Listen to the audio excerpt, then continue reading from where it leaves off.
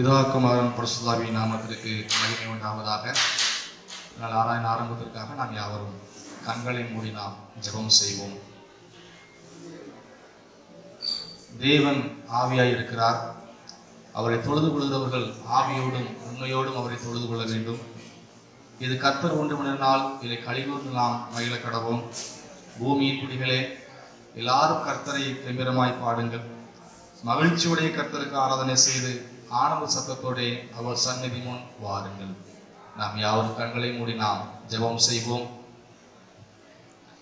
சேனைகளின் கர்த்தர் பரிசுத்தர் பரிசுத்தர் பரிசுத்தர் என்று ஓயாமல் வானதூதர் சேனைகளால் போற்றப்படுகிற பரிசுத்தரின் தேவனே, அருமையான மனமகிழ்ச்சியான இந்த ஞாயிற்றுக்கிழமையின் காலை ஆராதனை வேலைக்காக துதிக்கிறோம், ஸ்தோத்தரிக்கிறோம். எங்கள் தகப்பன், நீர் எங்கள் வாழ்க்கையில் என்னால் மட்டும் செய்து வந்த அளவிட முடியாத நன்மைகளுக்காக இரக்கங்களுக்காக உங்களுக்கு கொடான கூடிய ஸ்தோத்திரங்களையும் துதிகளையும் ஏறெடுக்கிறோம்.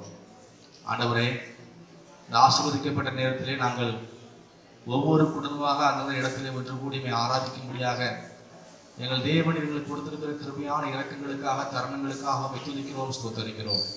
இந்த ஆராதனை தேவ கருத்தில் அர்ப்பணிக்கிறேன். ஆண்டவர் எங்களோடு இடைவிடும் பரிசுத்த ஆவியானவர் எங்கள் மத்தியிலே ஆசைவாங்க. ஆசீர்வதிங்க, பலப்படுத்துங்க, தைரியப்படுத்துங்க. தொடக்கம் முதல் முடிவு மட்டும் பொறுப்படுத்திக் கொள்ளும். இவை எல்லாவற்றிலும் தகப்பனோடு வச்சிருமாறு இயேசு கிறிஸ்துவின் தகப்பனே, ஆமென். ஆரம்பத்திற்காக நம் யாவரும் இணைந்து பாடல் புத்தகத்தில் 30வது பாடலை நாம் பாடுவோம். பாடல் 30, ஸ்தோத்திரம் இயேசுநாதா உமக்கென்றும் ஸ்தோத்திரம் இயேசுநாதா என்ற பாடலை யாவரும் இணைந்து நாம் பாடுவோம்.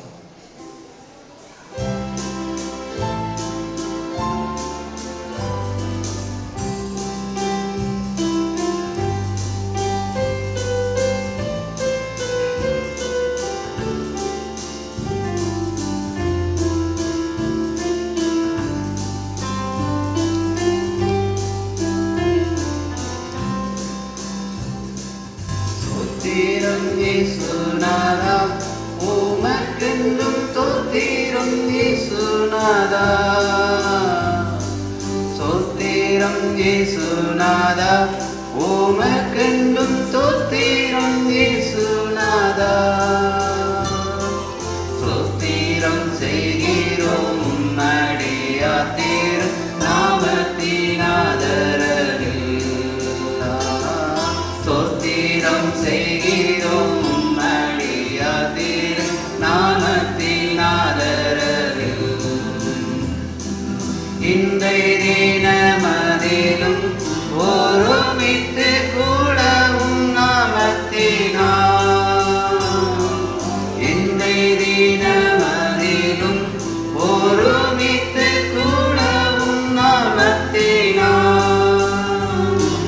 தந்தனின் கிருபைக்காக உமக்கென்றும் ஸ்தோத்திரம் ஸ்தோத்திரமே.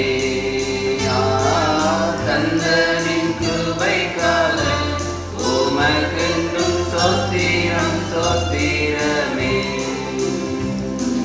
நின்னோதிரமதினால் திறந்த நின் ஜீவபூதவழியாம்,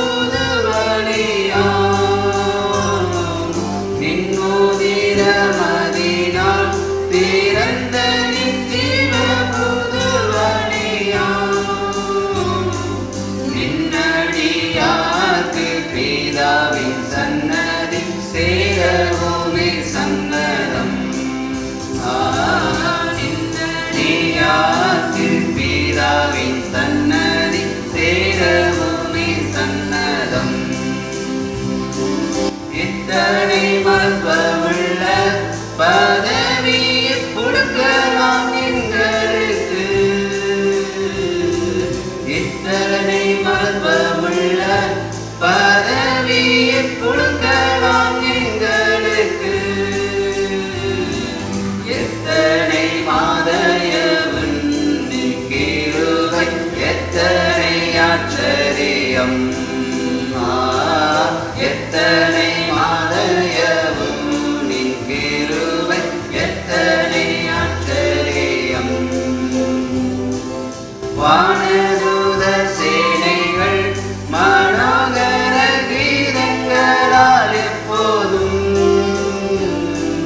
வானதூத சேனைகள்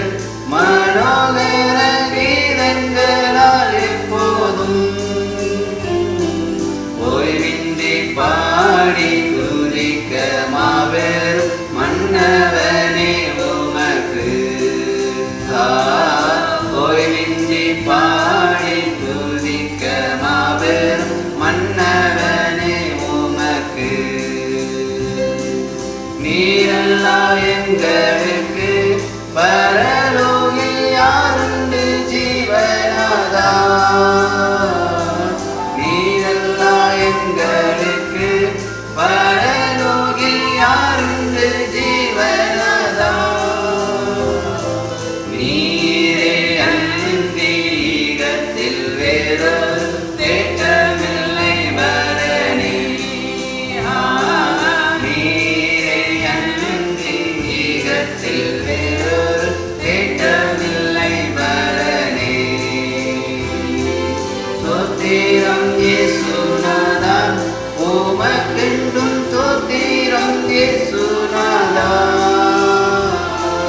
தோத்திரம் இயேசுநாதா உமக்கென்றும் தோத்திரம் இயேசுநாதா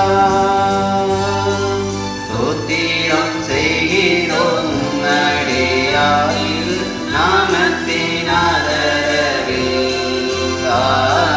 தோத்திரம் செய்கிறோம் அடியாரில் நாமத்தின் ஆதரவில்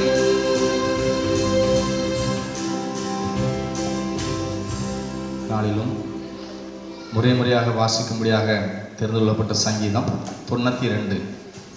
92வது சங்கீதத்தை நாம் யாவரும் இணைந்து நாம் முறையாக வாசிக்க கேட்போம். சாம்ஸ் நம்பர் 92 92வது சங்கீதத்தை நீங்கள் யாவரும் என்னோடு கூட இணைந்து முறையாக வாசிக்கும்படியாக உங்கள் அனைவரையும் கேட்டுக்கொள்கிறேன். கர்த்தரை துதிப்பதும் உன்னதமானவரே உமது நாமத்தை கீர்த்தனம் பண்ணுவதும் பத்து நரம்பு வீணையினாலும் தம்புருவினாலும் தியானத்தோடும் வாசிக்கும் சிரமண்டலத்தினாலும் காலையிலே உமது கிருபையையும் இரவிலே உமது சத்தியத்தையும் அறிவிப்பதும் நலமாயிருக்கும். கர்த்தாவே உமது செய்திகளால் என்னை மகிழ்ச்சியாக்கினீர். உமது கரத்தின் கிரியை நிமித்தம் ஆனந்த சத்தமிடுவேன். கர்த்தாவே உமது கிரியைகள் எவ்வளவு மகத்துவமானவைகள், உமது யோசனைகள் மகா ஆழமானவைகள். மிருககுணமுள்ள மனுஷன் அதை அறியான், மூடன் அதை உணரான். துன்மார்க்கர் புல்லை போல தலைத்து அக்கிரமக்காரர் யாவரும் செழிக்கும் போது அது அவர்கள் என்றென்றைக்கும் அழிந்து போவதற்கு ஏதுவாகும். கர்த்தாவே நீர் என்றென்றைக்கும் உன்னதமானவராய் இருக்கிறீர். கர்த்தாவே உமது சத்துருக்கள் அழிவார்கள், உமது சத்துருக்கள் அழிந்தே போவார்கள், சகல அக்கிரமக்காரரும் சிதறுண்டு போவார்கள். என் கொம்பை காண்டாமிருகத்தின் கொம்பை போல உயர்த்துவீர். என்னையால் அபிஷேகம் பண்ணப்படுகிறேன். என் சத்துருக்களுக்கு நேரிடுவதை என் கண் காணும், எனக்கு விரோதமாய் எழும்புகிற துன்மார்க்கருக்கு நேரிடுவதை என் காது கேட்கும். நீதிமான் பனையை போல் செழித்து லீபனில் உள்ள கேதுருவை போல் வளருவான். கர்த்தருடைய ஆலயத்திலே நாட்டப்பட்டவர்கள் எங்கள் தேவனுடைய பிரகாரங்களில் செழித்திருப்பார்கள். கர்த்தர் உன்னதர் என்றும் என் கண்மலையாகிய அவரிடத்தில் நீதி இல்லை என்றும் விளங்க பண்ணும்படி. யாவரும் சேர்ந்து வாசிப்போம். அவர்கள் முழு வயதிலும் கனி தந்து புஷ்டியும் பசுமையாய் இருப்பார்கள். ஆமென்.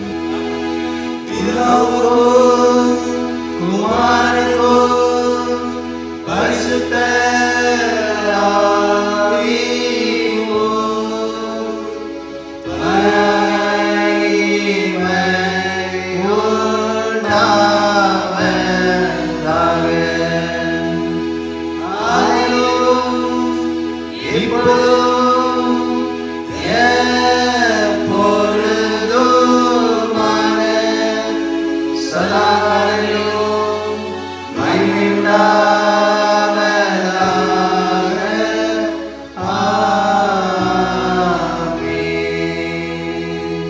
நாம் யாவரும் இணைந்து நம்முடைய விசுவாசத்தை அப்போஸ்தல விசுவாச பிரமாணத்தை நாம் அறிக்கையிடுவோம். வானத்தையும் பூமியையும் படைத்த சர்வ வல்லமையுள்ள பிதாவை விசுவாசிக்கிறேன். அவருடைய ஒரே குமாரனாகிய இயேசு கிறிஸ்துவை விசுவாசிக்கிறேன். அவர் பரிசுத்த ஆவியினாலே கனிவுள்ளத்திற்கு பிறந்தார். பொந்திய பிலாத்துவின் காலத்தில் பாடுபட்டு சிலுவையில் அறையுண்டு மரித்து அடக்கம் பண்ணப்பட்டு பாதாளத்தில் இறங்கினார்.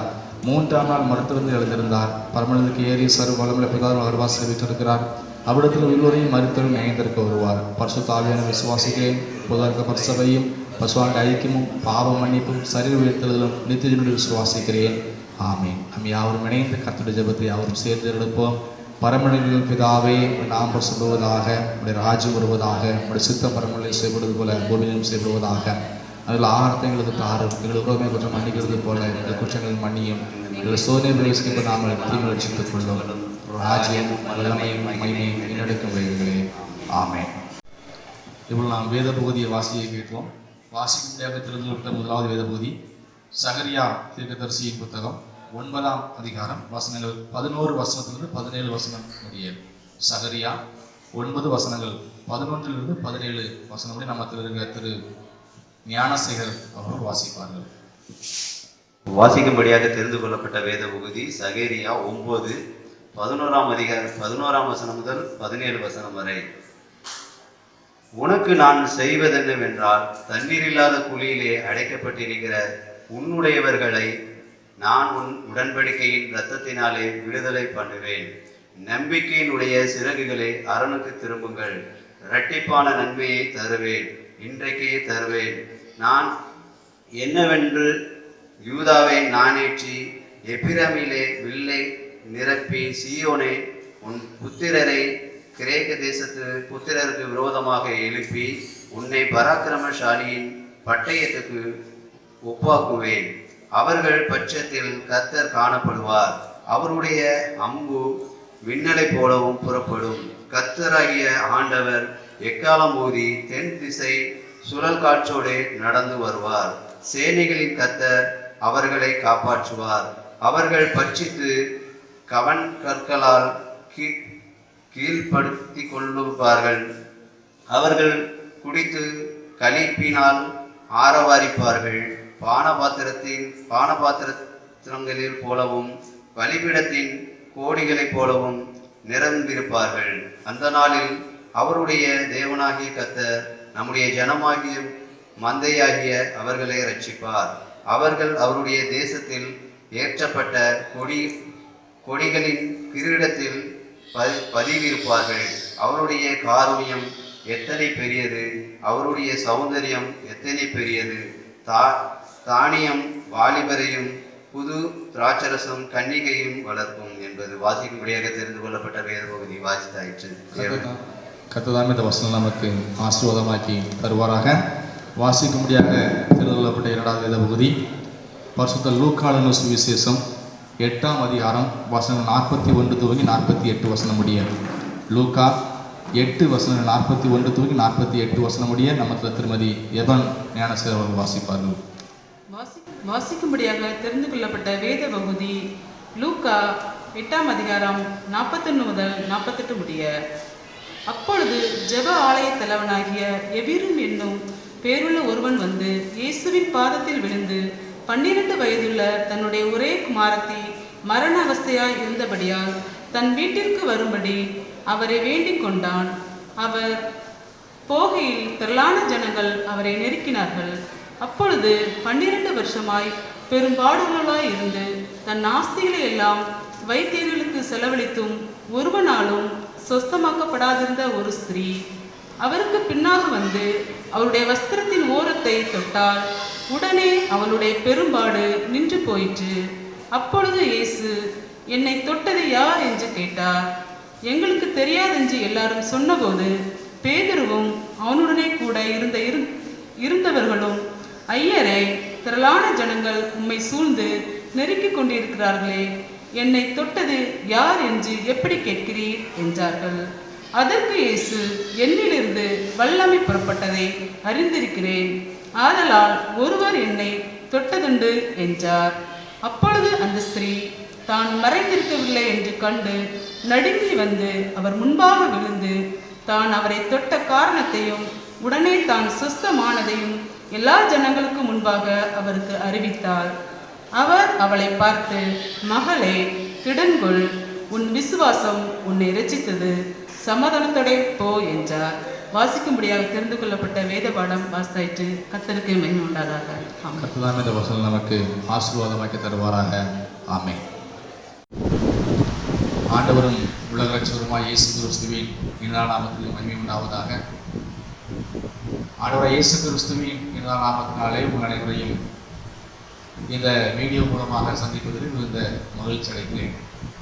கர்த்தர் இந்த நாள் மட்டும் நம்மை கண்ணின்மணியை போல பாதுகாத்து எல்லா தீயைக்கும் விலக்கி மீட்டு கிருபிக்காக நான் அவருக்கு இருதயத்தின் ஆழத்தில் நான் நன்றிகளை எடுக்கிறேன். இதனாலும் சத்திய தியானத்துக்காக தெரிந்து கொள்ளப்பட்ட வேத பகுதி சகரியா தீர்க்கதரிசியின் புத்தகம் 9ஆம் அதிகாரம் 15வது வசனத்தின் முதல் பகுதி. சகரியா 9:15 வசனத்தின் முதல் பகுதி. சேனைகளின் கர்த்தர் அவர்களை காப்பாற்றுவார்.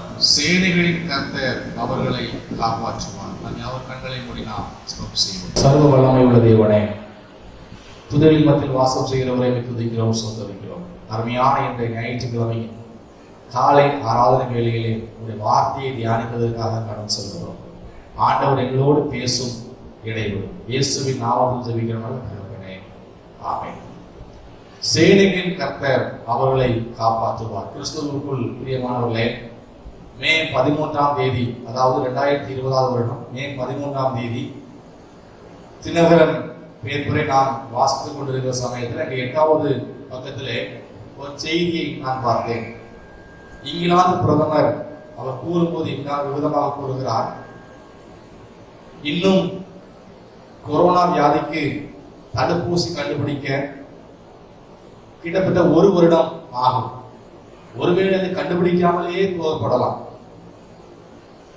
எது இருந்தாலும் நாம் எதையும் சார்ந்து வாழ கற்றுக்கொள்ள வேண்டும் என்று அவர் ஒரு அறிக்கையை வெளியிடுகிறவராக காணப்பட்டார். அந்த பேப்பர்ல எப்படியாக போடப்பட்டிருக்கிறது. இதை வாசிக்கும் போது அநேகருடைய இருதயத்திலே ஒரு கேள்வி வரும்.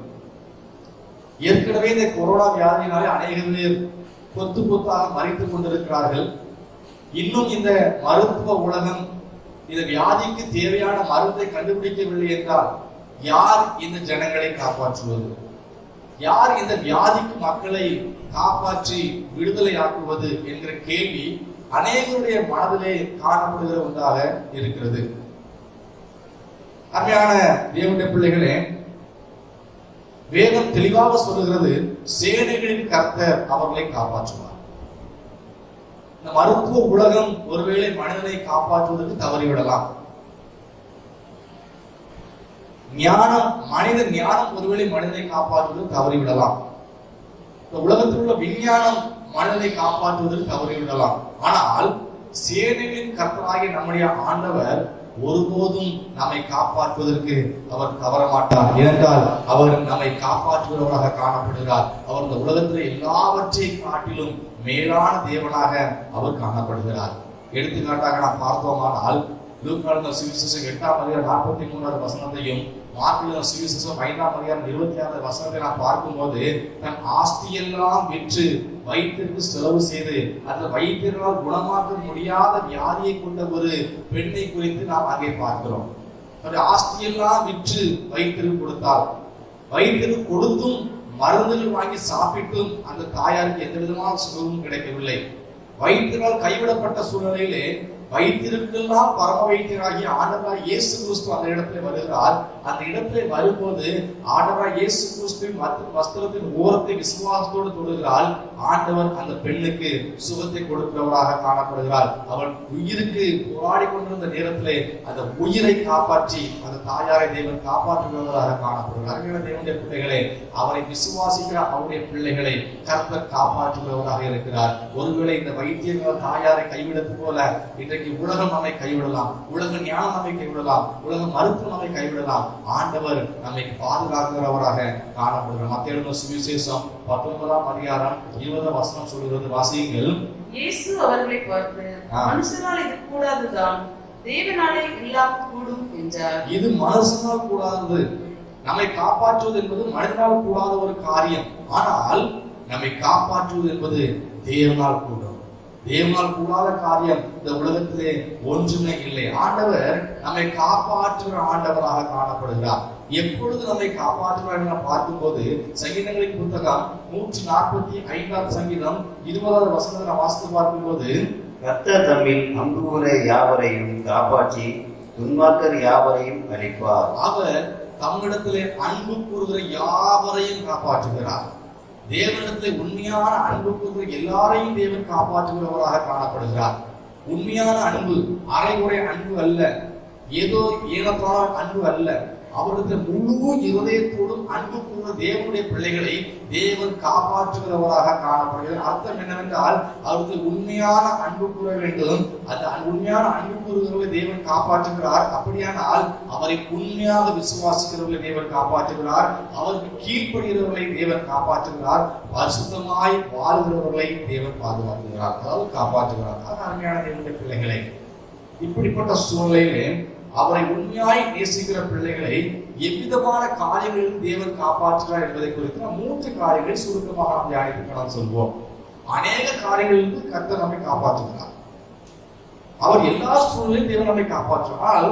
வேதத்திலே 3 முக்கியமான காரியங்களை குறித்து நான் தியானிக்கலாம்னு ஆசைப்படுகிறேன். எந்த காரியங்களிலே முக்கியமான காரியத்திலே தேவன் நம்மை காப்பாற்றுகிறார் அல்லது பாதுகாக்கிறார் என்பதை குறித்து நாம் தியானிக்கலாம்னு ஆசைப்படுகிறேன். முதலாவதாக நாம் பார்க்கும்போது சங்கீதங்களின் புத்தகம் 91ஆம் சங்கீதம் 3வது வசனத்தை வாசியுங்கள். அவர் உன்னை வேடனுடைய கண்ணிக்கும் பாலாகும் கொள்ளை நோய்க்கும் தப்புவிப்பார். அவர் உன்னை வேடனுடைய கண்ணிக்கும் பாழாக்கும் கொள்ளை நோய்க்கும் தப்புவிப்பார். முதலாவதாக நாம் பார்க்கும்போது நம்முடைய ஆண்டவர் நம்மை கொள்ளை நோயிலிருந்து காப்பாற்றுகிறார். கொள்ளை நோயிலிருந்து காப்பாற்றுகிறார்.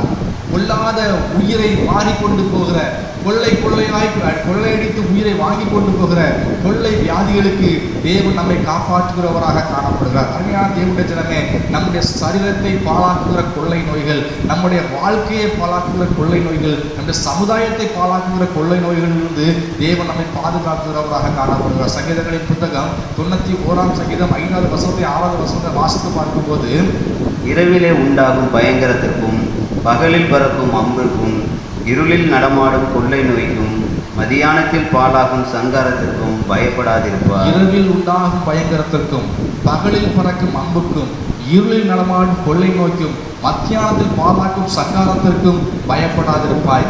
ஏன் நீ பயப்படாதிருப்பாய் என்று ஆண்டவர் சொல்லும் போது சங்கீதம் 91:4 சொல்லுகிறார், அவர் தமது சிறகுகளாலே உன்னை மூடுவார். அவர் தமது சிறகுகளாலே உன்னை மூடுவார். அவர் செட்டைகளின் கீழ் அடைக்கலம் புகுவாய். அவர் செட்டைகளின் கீழ் அடைக்கலம் புகுவாய். அவருடைய சத்தியம் உனக்கு பரிசையும் கேடலும் ஆகும் என்று சொல்லப்பட்டிருக்கிறது. அருமையான தேவனுடைய பிள்ளைகளை, ஏன் நீ பயப்பட வேண்டாம்? ஏன் கொள்ளை நோக்கி பயப்பட வேண்டாம்? ஏன் வியாதிக்கு பயப்பட வேண்டாம்? ஆண்டவர் சொல்லுகிறாரு, அவர் தமது சிறகுகளாலே கோழி தன் குஞ்சுகளை தன் சிறகுக்குள்ளே வைத்து பாதுகாப்பது போல உன்னை தன்னுடைய சிறகுகளாலே அவர் என்ன செய்கிறாராம்? ஒரு செட்டைகளின் கீழே அடைக்கலமாக அல்லது பாதுகாப்பாக நீ என்ன செய்வாய்? காணப்படுவாய். அதனால கொள்ளை வியாதிக்கு நீ பயப்பட வேண்டாம். இன்று அநேகர் இருக்கிற காரியம் என்ன தெரியுமா? இன்னைக்கு ஒருத்தன் இருமுறாங்கன்னா அவங்கள போய் பேச மாட்டாங்க. காரணம் என்னென்றால் பயம். வியாதி என்ன பிடிச்சிருமோங்கிற பயம். ஒருத்தருக்கு கொஞ்சம் காய்ச்சல் அதிகமாக இருந்தால் போய் பேச மாட்டாங்க. காரணம் பயம். வியாதி என்ன பிடிச்சிருமோங்கிற பயம். ஏன் நம்ம பயப்படணும்? தேவனுடைய பிள்ளைகள் ஏன் பயப்பட வேண்டும்? அவரை விசுவாசிக்கிறவர்களை அவருடைய செட்டைகளால் மூடுகிறார். அவரை விசுவாசிக்கிறவர்களை அவருடைய சிறகுகளால் என்ன செய்கிறாரு? மூடுகிறார். அவர்களை பாதுகாக்கிறார். தேவன் நம்மை பாதுகாக்கிற தேவனாக காணப்படுறார். எனக்கு தெரிந்த ஒரு தாயாரை குறித்து நம்மளுக்கு சொல்றாங்கன்னு ஆசைப்படுகிறேன். ஒருமுறை மிகுந்த விலகினத்தினாலே மருத்துவமனையில் அனுமதிக்கப்பட்டிருந்தார்கள். மருத்துவமனையில் அனுமதிக்கப்பட்டிருந்த அந்த தாயாருக்கு வியாதி மிகவும் அதிகரித்துக் கொண்டிருந்தது. எவ்வளவுதான் மருந்துகள் எடுத்தாலும் அந்த வியாதி குணமாகவில்லை. கையில குளுக்கோஸ் ஏறிக்கிட்டு இருக்குது. அந்த நாள் ஞாயிற்றுக்கிழமை காலையிலே அருமையான அந்த தாயார் தன்னோட நர்ஸை கூப்பிட்டு சொன்னாங்க, என் கையில இருந்து இந்த குளுக்கோஸ் இதெல்லாம் எடுத்துருங்க, நான் இன்னைக்கு சர்ச்சுக்கு போகணும் அப்படின்னு சொன்னாங்க. அவங்க இல்லை உங்களுக்கு எனக்கு குணமே ஆகலை, நீங்கள் ஏன் சர்ச்சுக்கு போகணும்னு ஆசைப்படுங்க. அப்போ அவங்க சொன்னாங்க, நான் சர்ச்சுக்கு போனால் எனக்கு ஆண்டவர் சுகம் கொடுத்துருவாரு, நாங்கள் போய் உட்கார்ந்தா எனக்கு ஆண்டவர் சுகம் கொடுத்துருவாரு. அவங்க எவ்வளவோ சொல்லி இவங்க அடம்பிடிச்சு எப்படியோ எழுதிட்டாங்க, சர்ச்சுக்கு வந்துட்டாங்க. உண்மையை அந்த ஆராதனை முடிவில் அவங்க என்ன சொன்ன காரியம் தெரியுமா? நான் இங்கே வரும்போது எனக்கு ரொம்ப காய்ச்சல் இருந்துச்சு, நான் ஆராதனை முடிவில் நான் பார்த்தேன்னா எனக்கு எல்லா காய்ச்சலையும் எழுதிட்டாங்க, ஆண்டவர் சுகப்படுத்திட்டாரு அப்படின்னு சொன்னாங்க. அதனால தேவனுடைய பிள்ளைகளுக்கு காரணம் என்னன்னா, அவங்க தேவனுடைய செட்டையின் நிழலில் வந்து உட்கார்ந்துருந்தாங்க. தேவனுடைய செட்டை நிழலில் வந்து உட்கார்ந்துருந்ததுனால எந்த விதமான பிரச்சனையும் இல்லாமல் ஆண்டவர் அவர்களை பாதுகாத்து சுகப்படுத்துகிறவராக காணப்பட்டார். அருமையான தேவனுடைய பிள்ளைகளே, இன்றைக்கு நாம் பார்க்கும்போது கொரோனா என்கிற உலகத்தை பாழாக்குகிற இந்த கொள்ளை நோய் பொடியில் உலகம் காணப்படுகிறது. ஆண்டவனை பாதுகாக்கிறவராக காணப்படும். யாத்ராகமத்தின் புத்தகம் 15ஆம் அதிகாரம் 26ஆம் வசனத்தை வாசித்து பார்க்கும்போது, நீ உன் தேவனாகிய கர்த்தரின் சத்தத்தை கவனமாய் கேட்டு அவர் பார்வைக்கு செம்மையானவைகளை செய்து அவர் கட்டளைகளுக்கு செவி கொடுத்து அவருடைய நியமங்கள் யாவையும் கை கொண்டால் நான் எகிப்திற்கு வரப்பண்ணின வியாதிகளில் ஒன்றையும் உனக்கு வரப்பண்ணேன், நானே உன் பரிகாரியை கர்த்தர் என்றார். நான் எகிப்துக்கு வரப்பண்ணின வியாதிகளில் ஒன்றையும் நான் உனக்கு வரப்பண்ணேன், நானே உன் பரிகாரியை கர்த்தர் என்றார். இன்னொரு வசனத்தை வாசித்து பார்க்கும்போது யாத்ராகமம் புத்தகம் 23ஆம் அதிகாரம் 25ஆம் வசனம், உங்கள் தேவனாகிய கர்த்தரையே சேவிக்க கடவீர்கள். அவர் உன் அப்பத்தையும் உன் தண்ணீரையும் ஆசீர்வதிப்பார். வியாதியை உன்னிலிருந்து விலக்குவேன். வியாதியை உன்னிலிருந்து விலக்குவேன். நான் எகிப்தில் வரப்பண்ண வியாதி ஒன்றை நான் உனக்கு என்ன செய்ய மாட்டேன், வரப்பண்ண மாட்டேன். வியாதியை உன்னை விட்டு நான் செய்வேன், விலக்குவேன். காரணம் என்னவென்றால் நானே உன் பரிகாரியாகிய கர்த்தர் என்று சொல்லுவேன். இஸ்ரவேலரும் எகிப்து மக்களும் ஒரே நாட்டில் வாழ்றாங்க, ஒரே தேசத்துல வாழ்றாங்க. ஒரே தேசத்துல வாழ்ற இந்த ஜனங்களுக்கு மத்தியில ஆண்டவர் வாதைகளை அனுப்பும்போது எகிப்து மக்களை பார்த்து அந்த வாதை என்ன செய்யறது, அவங்களை தாக்குகிறது. ஆனால் அந்த இடத்துல நான் பார்க்கும்போது இஸ்ரவேல் ஜனங்களை எந்த விதமான வாதையும் ஒன்றும் செய்யாமல் தேவன் என்ன செய்யறாரு, பாதுகாக்கிறவராக காணப்படும். யாத்ராகமத்தின் புத்தகம் 12ஆம் அதிகாரம் 30ஆம் வசனத்தை இறுதி போய் நம்ம வாசித்து பார்க்கும்போது அங்க சொல்லப்பட்டிருக்கிறது, மகா கூக்குரல் எகிப்திலே உண்டாயிற்று, சாவில்லாத ஒரு வீடும் இருந்ததில்லை. சாவில்லாத ஒரு வீடு எகிப்திலே இருந்ததில்லை. பாருங்க, ஆனா இஸ்ரவேல் ஜனங்கள்ல ஒரு மக்கள் கூட சாகல, எகிப்து ஜனங்கள்ல சாவில்லாத ஒரு வீடு கூட என்ன செய்யலையா, இல்லையா. காரணம் என்னவென்றால் கர்த்தர் இஸ்ரவேல் ஜனங்களை பாதுகாத்தார். ஆக முதலாவதாக பார்க்கிறோம், ஆண்டவர் எதிலிருந்து தன்னுடைய ஜனங்களை பாதுகாக்கிறார், கொள்ளை நோய் நம்மை தாக்காதவனுக்கு தேவன் நம்ம என்ன செய்கிறாரா, பாதுகாக்கிறார். இரண்டாவதாக நாம் பார்க்கும்போது வாசிங்க ஏசாயா தீர்க்கதரிசியின் புத்தகம் 54ஆம் அதிகாரம் 17ஆவது வசனத்தின் முதல் பகுதி. ஏசாயா 54 17ஆவது வசனத்தின் முதல் பகுதி. உனக்கு விரோதமாக உருவாக்கப்படும் எந்த ஆயுதமும் வாய்க்காதே போகும். உனக்கு விரோதமாக உருவாக்கப்படும் எந்த ஆயுதமும் வாய்க்காதே போகும். இரண்டாவதாக நாம் பார்க்கும்போது விரோதிகளின் கைக்கு விலக்கி தேவன் காப்பாற்றுகிறார். முதலாவதாக நாம் பார்த்தோம் கொள்ளை நோய்க்கு விலக்கி நம்மை காப்பாற்றுகிறார். இரண்டாவதாக நாம் பார்க்கும்போது விரோதிகளின் கைக்கு விலக்கி தேவன் நம்மை காப்பாற்றுகிறவராக காணப்படுகிறார். அநேக நேரங்களிலே நம்மோடு கூட இருப்பாங்க, நம்மோடு கூட பேசுவாங்க, நம்மோடு கூட பழகுவாங்க. சந்தர்ப்ப சூழ்நிலையோ அல்லது பொறாமையின் காரணத்தினாலேயோ அல்லது ஈகோவின் காரணத்தினாலே நம்மை விட்டு பிரிந்து அநேக ஜனங்கள் நமக்கு விரோதமாக எழுப்பி நம்ம எப்படியாவது அழித்து விட வேண்டும் என்ற சூழ்நிலையிலே காணப்படும் கூட்டங்கள் உண்டு. ஆனால் ஆண்டவர் சொல்லுகிற காரியம் என்னவென்றால், அப்படிப்பட்டவர்கள் உனக்கு விரோதமாக எழும்பி வரும்போது அவர்கள் உனக்கு எதிராக ஏற்படுகிற ஆயுதங்கள் எதுவுமே என்ன செய்யாது, வாய்க்காதே போக பண்ணுவேன், ஏனால் அதிலிருந்து நான் உன்னை என்ன செய்வேன், பாதுகாப்பேன் என்று கர்த்தர் சொல்லுகிறவராக காணப்படுகிறார். கிறிஸ்தவர்கள் பிரியமானவர்களே, வேதனை வாசித்து பார்த்தோம் என்றால் தாவீதையும் அப்சலோமையும் குறித்து நாம் பார்க்கிறோம். அப்சலோம் தாவீதின் மகன். அப்சலோம் தன்னுடைய சகோதரியாகிய தாமார் என்கிற ஒரு சகோதரி காணப்பட்டால் தாமார் அம்னோனின் மூலமாக அங்கே அவள் தீட்டுப்படுத்தப்பட்டபடினாலே அதுக்கு பழி வாங்க வேண்டும் என்ற எண்ணத்தோடு அம்னோனை கொலை செய்கிறான். இதனால் தன்னுடைய தகப்பனாகிய தாவீதுக்கு பயந்து அந்த இடத்தை விட்டு ஓடி ஒளிகிறவனாக காணப்படுகிறான். ஆனால் அந்த தாவீது அவனுடைய குற்றத்தை மன்னித்தவன் கண்ணாடியிலே சேர்த்து கொள்ளும் போது அந்த 2 சாமுவேல் 15ஆம் அதிகாரத்திலிருந்து 18ஆம் வசனம் வரைக்கும் 18ஆம் அதிகாரம் வரைக்கும் நான் வாசித்து பார்த்தோம் என்றால் அவன் தகப்பன் அவனை மன்னித்து கூப்பிட்டு இவனிடத்தில் இருந்தும் அவனுடைய தகப்பனுக்கு விரோதமாக அநேக காரியங்களை அவன் செய்கிறவனாக காணப்படுகிறான். அவன் தகப்பனுக்கு பொய் சொல்லி அவன் தகப்பனை விட்டு வெளியேறி அவன் பக்கமாக அவன் தகப்பனுக்கு விரோதமாக ஒரு பெரிய கூட்ட ஜனத்தை ஆயத்தப்படுத்தி 15ஆம் அதிகாரம், அதாவது 2 சாமுவேல் 15ஆம் அதிகாரம் 7ஆவது வசனத்தில் வாசித்து பார்க்கும்போது அங்கே சொல்லப்பட்டிருக்கிறது. வாசிங்க. 40 வருஷமாய் சென்ற பின்பு அப்சலோம் ராஜாவை நோக்கி, நான் கர்த்தருக்கு பண்ணின என் பொருத்தனையை எப்ரோனில் செலுத்தும்படிக்கு நான் போக உத்தரவு கொடும்.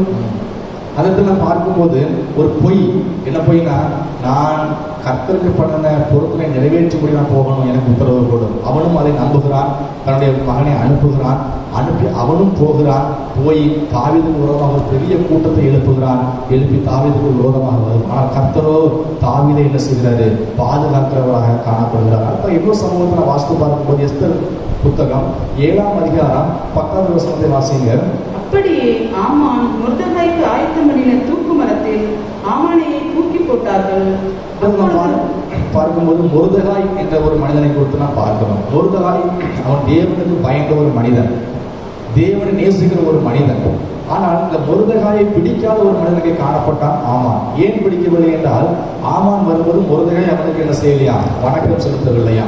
வணக்கம் செலுத்தாத காரணத்தினாலே அங்கே மொர்தெகாயை ஆமானுக்கு பிடிக்காமல் மொர்தெகாய் எப்படியாவது கொண்டு சொல்லிட்டு மொர்தெகாய்க்கு விரோதமாக ஒரு தூக்கு மரத்தை அவன் ஆயத்தப்படுத்துகிறான். நடந்தது என்ன தெரியுமா?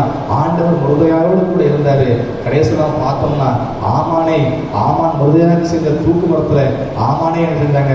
தூக்கி போடப்பட்டான் என்று வேதத்திலே நான் வாசித்து பார்க்கிறோம். அருமையான தேவனுடைய பிள்ளைகளே, சங்கீதம் 91 சங்கீதம் 7வது வசனம் விதமாக சொல்லுகிறது, உன் பக்கத்தில் 1000 பேரும் உன் வலது புறத்தில் 10,000 பேர் விழுந்தாலும் அது உன்னை அணுகாது. உன் பக்கத்தில் 1000 பேரும் உன் வலதுபுறத்தில் 10,000 பேர் விழுந்தாலும் அது உன்னை அணுகாது. உனக்கு விரோதமாக ஆயுதங்களை உருவாக்கி உன் ஒரு பக்கத்தில் 1000 பேரும் உன் வலதுபுறத்தில் 10,000 பேர் வந்தாலும் எதுவுமே உன்னை என்ன செய்யாது?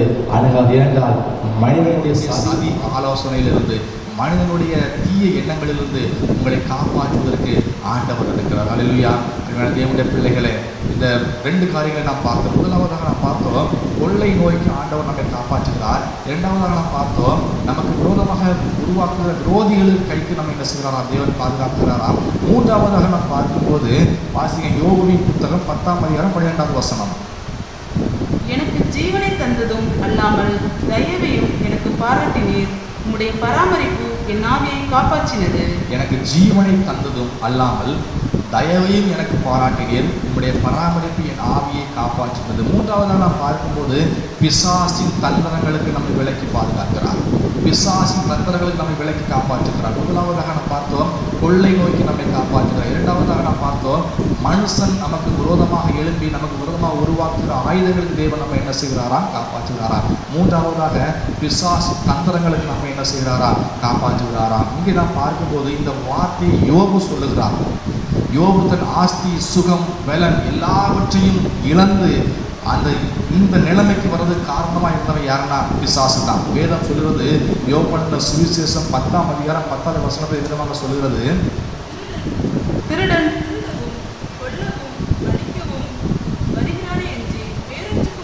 திருடன் திருடவும் கொல்லவும் அழிக்கவும் வருகிறானே என்று வேறொன்றுக்கும் வரான் என்று சொல்லப்பட்டிருக்கிறது. 1 பேதுரு 5ஆம் அதிகாரம் 8வது வசனம் விதமாக சொல்லுகிறது, உங்கள் எதிராளியாகிய பிசாசானவன் கெர்ச்சிக்கிற சிங்கம் போல எவனை விழுங்கலாமோ என்று வகை தேடி சுற்றி திரிகிறான் என்று சொல்லப்பட்டிருக்கிறது. கிறிஸ்துவுக்குள் பிரியமானவரே, அவன் திருடவும் கொல்லவும் அழிக்கவும் நான் வருவான்.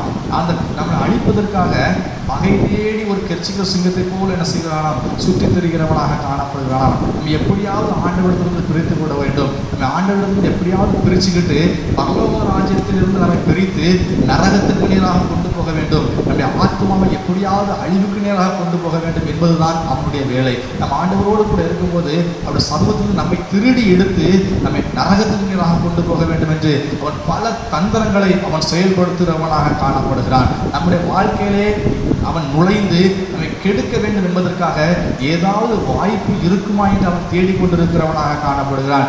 நீங்க வாஸ்து பாருங்க, சங்கீதம் கலாத்தியரின் நிருபம் 5ஆம் அதிகாரம் 19வது வசனம் 23ஆம் வசனம் வரைக்கும் நான் வாஸ்து பார்த்தோம் என்றால் அதில் சொல்லப்பட்ட மாம்சத்தின் கிரியைகளையும் ஆவியின் கனிகளையும் குறித்து நாம் பார்க்கிறோம். எந்த ஒரு தேவ பிள்ளைகளிடத்தில் ஆவியின் கனி இருக்கிறதோ அந்த தேவ பிள்ளைகளுடைய வாழ்க்கையில அவன் நுழைந்து அந்த ஆவியின் கனிகளை அவரிடத்தில் எடுத்து இந்த மாம்சத்தின் கிரியை உள்ளே நுழைத்து ஆண்டவருக்கு தன்னை பிரித்து போட வேண்டும் என்று நோக்கத்தோடு அவன் கெர்ச்சிக்கிற சிங்கத்தை போல சுற்றி வருகிறான். அப்படிதான் உலகம் முழுவதையும் சுற்றி வந்து அவனுடைய கண்களிலே யோபு படுகிறார். யோபு பட்டவுடன் அவர் எப்படியாவது ஆண்டவருக்கு பிரித்து போட வேண்டும் என்று சொல்லி அவருடைய வாழ்க்கையில் அநேக தந்திரங்களை பண்ணி அவருடைய ஆஸ்திகளை அளிக்கிறார், பிள்ளைகளை கொலை பண்ணுகிறார், அவருடைய எல்லாவித சுகபலங்களையும் எடுத்து போடுகிறார். கிறிஸ்துவுக்குள் பிரியமானவர்களே, நடந்தது என்ன? யோபு கர்த்தரை சார்ந்து கொண்டதுனால அவன் எந்த முயற்சி செய்தாலும் தேவன் அவர்களை பாதுகாக்கிறவராக காணப்படுகிறார். இதெல்லாம் பார்க்கும்போது யோபு சொல்றாரு, உங்களுடைய பராமரிப்பு என் ஆவியை காப்பாற்றினது. பிசாசானவன் யோபுவின் சரீரத்தை தொட்டான். பிசாசானவன் யோபுவின் ஆஸ்தியை தொட்டான். பிசாசானவன் யோபுவுக்கு சந்தோஷமாக இருந்த நம்முடைய பிள்ளைகளை தொட்டான். ஆனால் கர்த்தருடைய கரமோ எல்லாவற்றிலும் மத்தியிலும் யோபுவை பராமரித்துக் கொண்டிருந்தது. அந்த கரம் யோபுவை பராமரித்துக் கொண்டிருந்ததுனால அந்த யோபு அவையிலிருந்து அவர் ஜெயிக்கிறவனாக காணப்பட்டார். அருமையான தேவனுடைய பிள்ளைகளே, நம்முடைய தேவன் நம்மை பிசாசின் தந்திரங்களுக்கு விலக்கி மீட்டுக் கொள்கிறவராக காணும். உங்களுடைய வாழ்க்கையில ஆவியின் கனி இருக்குன்னா பிசாசுகளை எப்படியாவது விழ பண்ணவான்னு என்ன செய்வான்? அந்த உபாய தந்தங்களை தேடிக்கொண்டிருப்பான். நீங்க எல்லாவற்றும் வந்து ஜாக்கிரதையா இருக்கணும். ஆண்டவரோடு இருங்க, ஆண்டவரோடு நெருங்கி இருங்க, அவரை சார்ந்து இருங்க. அப்போ தேவ கரம் வெளிப்படாமல் தேவகரங்களை பராமரிக்கும் போது பிசாசால் உங்களை ஒன்றுமே செய்ய முடியாது. அவர் சொல்றாரு, சேனைகளின் கர்த்தர் அவர்களை காப்பாற்றுகிறார், சேனைகளின் கர்த்தர் உங்களை காப்பாற்றுகிறார், சேனையின் கர்த்தர் நம்மை காப்பாற்றுகிறார். உலகம் எப்படினாலும் போகலாம், உலகத்தில் உள்ள காரியங்கள் எப்படினாலும் போய்கொண்டிருக்கலாம். ஆனால் நாம் இந்த உலகத்திலே எல்லா கொள்ளை வியாதிக்கும் கொள்ளாத மனுஷனுக்கும் பிசாசு தந்திரங்களுக்கும் அகப்படாமல் தேவன் நம்மை பாதுகாக்கிறவராக இருக்கிறார். நிச்சயமாக கர்த்தர்களை பாதுகாத்து நடத்துவார். கர்த்தர் வார்த்தை உங்களை ஆசீர்வதிப்பாராக. ஆமென். ஆறாவது இறுதியாக நம்முடைய பாடல் புத்தகத்தில் உள்ள 335வது பாடலை நாம் யாவரும் இணைந்து பாடுவோம். பாடல் 335. என்னை உண்டாக்கிய என் தேவாதி தேவன் அவர் தூங்குவதும் இல்லை உறங்குவதும் இல்லை என்ற பாடலை யாவரும் இணைந்து நாம் பாடுவோம்.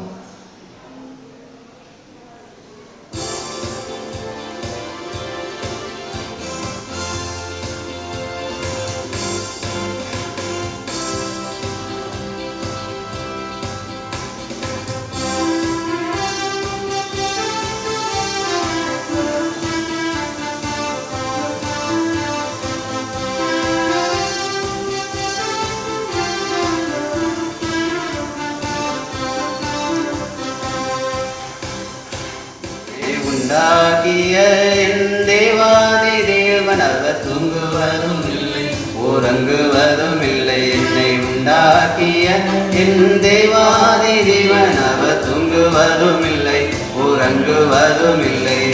என்மேல் அவர் கண்ணை வைத்து ஆலோசனை சொல்லுவார், சத்தியத்தின் பாதையிலே நித்தமும் நடத்துவார். என்மேல் அவர் கண்ணை வைத்து ஆலோசனை சொல்லுவார், சத்தியத்தின் பாதையிலே நித்தமும் நடத்துவார்.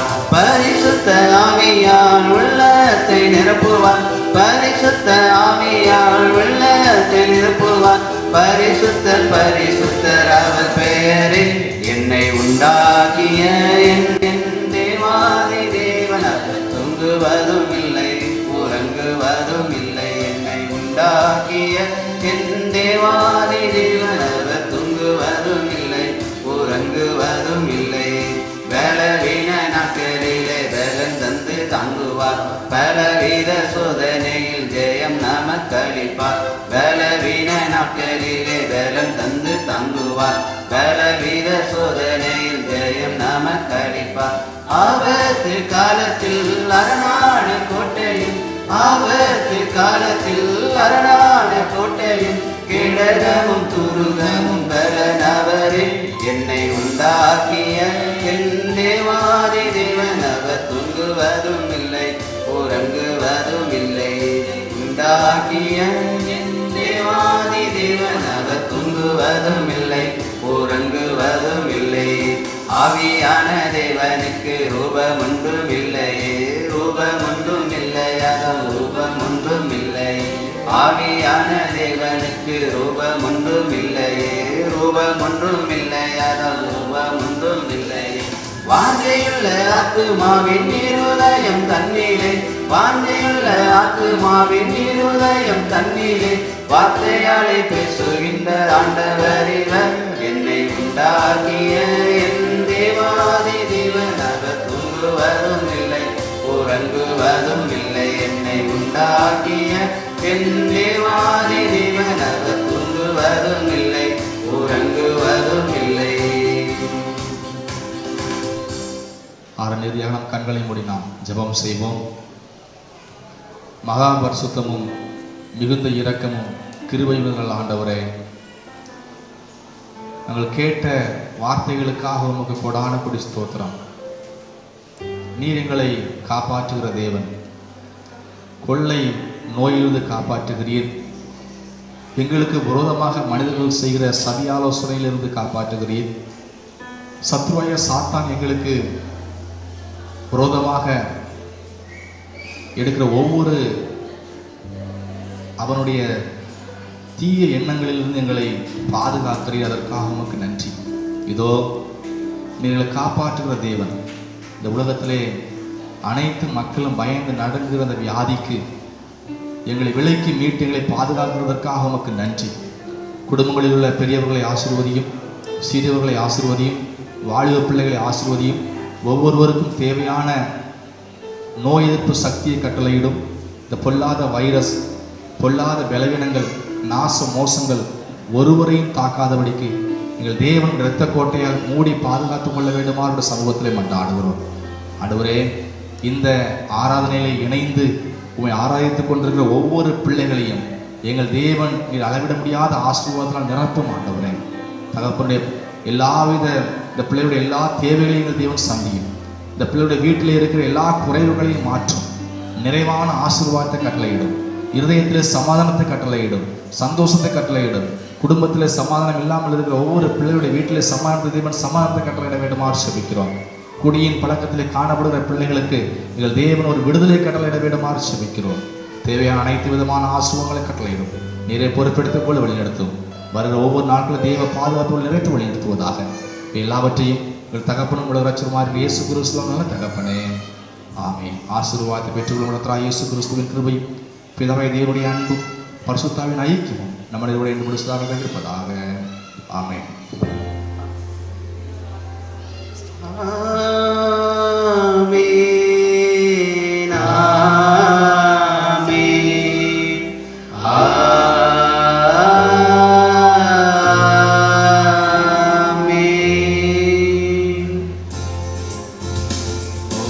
தேவனுக்கு மகிமை, தூக்கி எடுத்தார் என்னை, தூக்கி எடுத்தார் இயேசு. தம் கரத்தை நீட்டி ரட்சித்தாரே, ஓ தேவனுக்கு மகிமை. இயேசுவை நேசிக்கிறேன், என்றும் நேசிக்கிறேன். அக்கரையில் நான் நின்று அவரை என்றும் வாழ்த்துவேன். அக்கரையில் நான் நின்று அவரை என்றும் வாழ்த்துவேன். ஓ தேவனுக்கு மகிமை, தூக்கி எடுத்தார் என்னை, தூக்கி எடுத்தார் இயேசு. தம் கரத்தை நீட்டி ரட்சித்தாரே, ஓ தேவனுக்கு மகிமை. என் ஆத்துமாவே கர்த்தரை ஸ்தோத்திரி, என் முழு பரிசுத்த நாமத்தை ஸ்தோத்திரி. என் ஆத்துமாவே கர்த்தரை ஸ்தோத்திரி, அவர் சகல மறவாகி. ஆமென். ஹல்லேலூயா, ஹல்லேலூயா, ஹல்லேலூயா. கர்த்தர் அனைவரையும் ஆசீர்வதித்து நடத்துவாராக. ஆமென்.